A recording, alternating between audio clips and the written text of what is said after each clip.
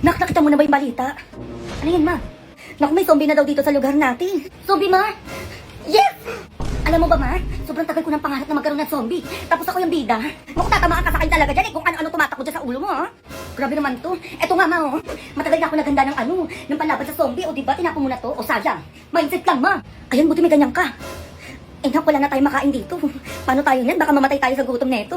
Kaya ko to, ma. Lalabanan ko yung mga zombie na yan. Kukuha ko ng mga kain natin, tapos magagamit natin dito sa bahay. Tayo mo ako dyan, ma. O sige, dalian mo nga. Bumalik ka agad. A few moments later. Nasaan na ba itong batang to? Tang talaga itong batang to. Iyon na pa yung paggamay kayo. Naku, na-alive ba? Ma, anak, kamusta ka na? Saan mo nakuha yan? Nakuha ko to lahat sa mall, ma. Lahat to magagamit natin. Ayan, eh. Ito nga, nakapagpalit pa ako ng outfit. O sige, dalian mo, gutom na ako. Ito ma, oh. iPhone 13. Tag-isa tayo. Buti na lang meron to. Tapos meron pang relo. iPhone 13. Ito pa, ma. Skincare, oh. Kinuha na din kita ng makeup set. O, ma, diba? Ito pa, ma, mas magugustuhan mo damit from Louis Vuitton, no? Ito, may kasama pang bagyan, ma. O, diba? AirPods, ma.